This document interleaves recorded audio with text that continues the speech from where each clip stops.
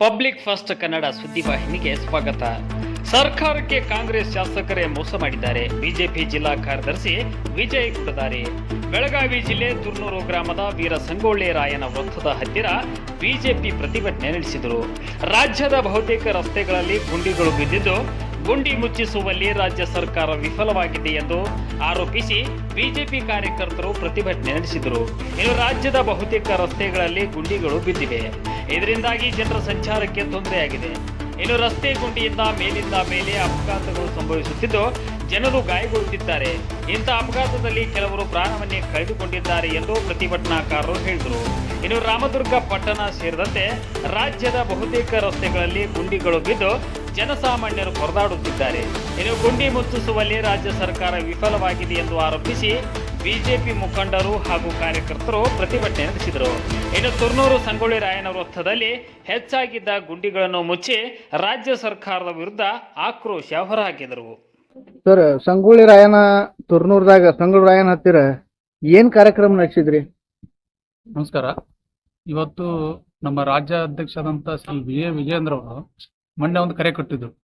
ಏನಪ್ಪಾ ಅಂತಂದ್ರೆ, ಈ ಕಾಂಗ್ರೆಸ್ ಸರ್ಕಾರ ಏನು ಸುಳ್ಳು ಹೇಳಿ ಏನು ತಾವು ಮೆಜಾರಿಟಿಯಿಂದ ಆರಿಸಿ ಬಂದ ಮೇಲೆ ಅಭಿವೃದ್ಧಿಗೆ ಅಂತ ಯಾವುದೇ ಶಾಸಕರು ಹೋಗ್ಲಿ, ಇವತ್ತು ಕಾಂಗ್ರೆಸ್ ಹೋಗ್ಲಿ ಬಿಜೆಪಿ ಹೋಗ್ಲಿ, ಅಭಿವೃದ್ಧಿಗೆ ಹಣ ಇಲ್ಲ ಅಂತಾರೆ. ಅದೇ ರೀತಿ ಗ್ಯಾರಂಟಿಗಳಿಂದ ದುಡ್ಡು ಕಡಿಮೆ ಆಗಿದೆ ಅಂತಾರೆ, ಎಲ್ಲಾ ಕಡೆಯಿಂದ ರೇಟ್ ಏರಿಸಿದ್ದಾರೆ. ಇದರಿಂದ ನಮ್ಮ ರಾಜ್ಯಾಧ್ಯಕ್ಷರು ಒಂದು ಕರೆ ಕೊಟ್ಟಿದ್ರು. ಅದೇನಪ್ಪಾ ಅಂತಂದ್ರೆ, ಎಲ್ಲ 224 ಕ್ಷೇತ್ರದಲ್ಲಿ ನಾವು ರಸ್ತೆ ತಡೆ ಮಾಡ್ಬೇಕಂತೇಳಿ.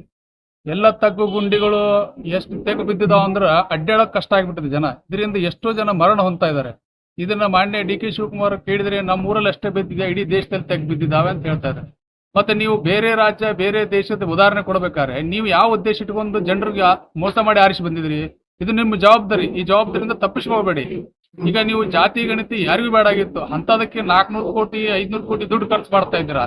ಅದನ್ನೇ ಉದಾಹರಣೆಗೆ ಒಂದೊಂದು ಕ್ಷೇತ್ರಕ್ಕೆ ನೀವು 10 ಕೋಟಿ ರೂಪಾಯಿ ಅಂತ ಕೊಟ್ಟಿದ್ರು, ಇಲ್ಲಾಂದ್ರೆ ಒಂದು ಸುಮಾರು 25-30 ಕ್ಷೇತ್ರದಲ್ಲಿ ಒಂದಿಟ್ಟು ಅಭಿವೃದ್ಧಿ ಆಗ್ತಿತ್ತು. ಅದನ್ನೆಲ್ಲ ಬಿಡ್ತೀರಿ. ಯಾವುದೇ ಒಂದು ಸಮಾಜಕ್ಕೆ ಬೆಂಕಿ ಹಚ್ಚೋ ಕೆಲಸ ಮಾಡೋದು, ಅಭಿವೃದ್ಧಿ ಹತ್ತಿರ ಕೆಲಸ ಕೇಳಿದ್ರೆ ನಮ್ಮ ದುಡ್ಡಿಲ್ಲ ಅನ್ನೋದು, ನಿಮ್ಮ ಕಾಂಗ್ರೆಸ್ ಶಾಸಕರೇ ಬ್ಲಾಕ್ ಮೇಲ್ ಮಾಡ್ತಾ ಇದ್ದೀರಾ ನೀವು. ಸೊ ದಯವಿಟ್ಟು ಇಂಥದೆಲ್ಲ ಮಾಡಬೇಡಿ. ಮಾನ್ಯ ಡಿ.ಕೆ. ಶಿವಕುಮಾರ್ ಅವರೇ, ಇದು ನಮ್ಮ ರಾಜ್ಯಾಧ್ಯಕ್ಷರು ಕರೆ ಕೊಟ್ಟಂತ ಈ ಹೋರಾಟ ಏನಿದೆ ಇದು ಇಷ್ಟಕ್ಕೆ ಮುಗಿಯೋದಿಲ್ಲ. ನೀವೇನಾದ್ರೂ ಎಚ್ಚೆತ್ತುಕೊಳ್ಳದೆ ಮೂಲ ಸೌಕರ್ಯಗಳನ್ನು ಅಭಿವೃದ್ಧಿ ಮಾಡಿಲ್ಲ ಅಂದ್ರೆ ಬರುವಂತ ದಿನಮಾನಗಳು ಇದಕ್ಕಿಂತ ಉಗ್ರವಾಗಿ ಹೋರಾಟ ಮಾಡ್ತೇವೆ ಅಂತೇಳಿ ನಮ್ಮ ಮೂಲಕ ಹೇಳ್ಕೊಳಕ್ ನಾ ಇಷ್ಟಪಡ್ತೀನಿ. ಸರ್, ಈಗ ಸ್ಥಳೀಯ ಶಾಸಕರಿಗೆ ಏನ್ ಹೇಳಕ್ ಇಷ್ಟಪಡ್ತೀರಿ? ಸ್ಥಳೀಯ ಶಾಸಕರು ಅವರು ಮೊದಲ ಒಂದು ಅವಧಿಯಲ್ಲಿ ಅಭಿವೃದ್ಧಿ ಮಾಡಿದನ್ನ ಒಪ್ಕೋಬೇಕು. ಆದ್ರೆ ಈ 2ನೇ ಅವಧಿ ನಂತರ ಬಂದಾಗ ಅವ್ರು ಯಾಕೋ ತಮ್ಮ ವೈಯಕ್ತಿಕ ವರ್ಚಸ್ಸಿಗೆ ಮತ್ತು ವೈಯಕ್ತಿಕ ಇಲೆಕ್ಷನ್ಗೆ ಅಷ್ಟೇ ಬಿಸಿ ಆಗಿದ್ದಾರೆ. ಯಾವುದೇ ಅಭಿವೃದ್ಧಿ ಕಡೆ ಗಮನ ಹರಿಸ್ತಾ ಇಲ್ಲ. ದಯವಿಟ್ಟು ಮಾನ್ಯ ಶಾಸಕರೇ, ನಿಮ್ ಬಗ್ಗೆ ನಮಗೆ ಒಳ್ಳೆ ಗೌರವ ಇದೆ, ನಿಮ್ಮ ಹೆಸರು ಒಂದು ಒಳ್ಳೆ ಅಭಿವೃದ್ಧಿ ಅಂತ ಇದೆ. ದಯವಿಟ್ಟು ಮತ್ತೆ ರಾಮದುರ್ಗ ಕ್ಷೇತ್ರಕ್ಕೆ ಮತ್ತೆ ಅಭಿವೃದ್ಧಿ ಕೆಲಸ ಮಾಡ್ಬೇಕಂತ ತಮ್ಮ ಮನವಿ ಮಾಡ್ತಿದ್ದೇವೆ.